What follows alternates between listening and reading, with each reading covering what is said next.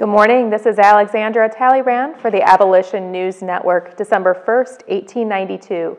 We are extremely pleased to have the most well-known women civil rights and anti-slavery advocate of the 19th century with us today.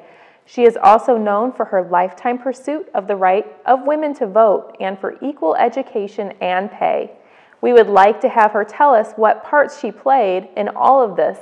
Welcome, Susan B. Anthony. Thank you for having me. It's so great to have you here. Let's get to your interest in the colored or black race first. When did you start to publicly make a stand? I attended the State Teachers Convention in Binghamton, Maine. I think it was August of 1857.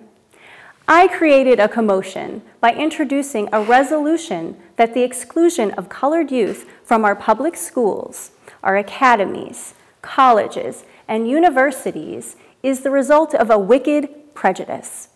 That was just the beginning, because I also resolved that it is the duty of all of our schools, colleges, and universities to open their doors to women and to give them equal and identical educational advantages side by side with their brother man.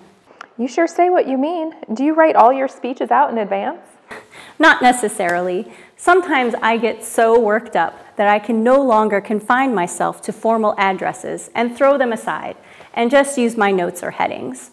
You see, Miss Talleyrand, may I call you Alexandra? Yes. Okay. Alexandra, we demand abolition of slavery because the slave is a human being and because man should not hold property in his fellow man. Senator Charles Sumner wrote me that no effort should be spared to castigate and blast the whole idea of property of man, the cornerstone of the rebel foundation, and no such abomination as slave hunting. By 1864, we had signatures on petitions of 400,000 for congressional action to abolish slavery. I got your point. It sounds like you have a lot of friends and supporters in Congress. When did this start? Well, in 1849, I met abolitionist Abigail Mott in Albany and Reverend Samuel May in Syracuse. And my father took me to meet Frederick Douglass in Rochester. Did you know he started the North Star newspaper there? My home became a favorite meeting place of all the liberals, such as William Lloyd Garrison, Parker Pillsbury, Dr. Channing, and others. Oh, and in 1851, I attended an anti-slavery meeting conducted by Stephen and Abigail Kelly Foster. You sure drop a lot of names. Do you have an official position? Well, maybe so. In 1856, I received a letter from Reverend Samuel B. May, Secretary of the American Anti-Slavery Society, to be an agent, and I accepted.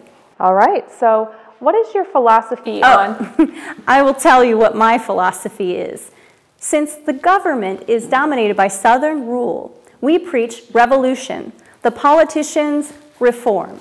We say disobey every unjust law. The politicians say obey them, and meanwhile labor constitutionally for repeal. Take that, fugitive slave law of 1850. May I talk about women's rights now?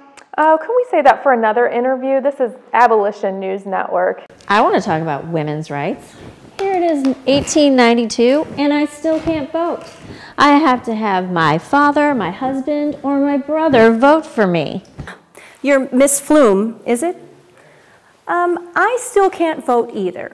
I was told the same thing.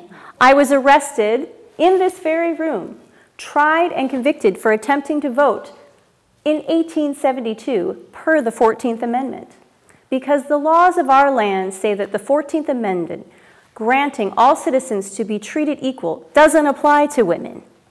And I was ordered to pay a $100 fine, but I never paid 1 cent. Here's the bulletin. That's terrible. I heard about your trial.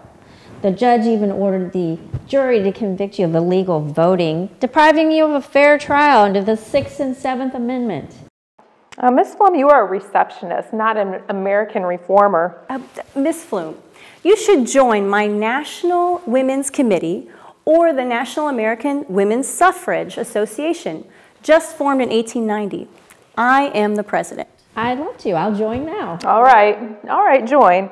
Ms. Anthony, in conclusion, what do you feel is the strongest point or authority which gives women the right to vote? I go back to the Declaration of Independence. It was we, the people, not we, the male citizens, but we, the whole people, who formed this union. And we formed it, not to give the blessings of liberty, but to secure them.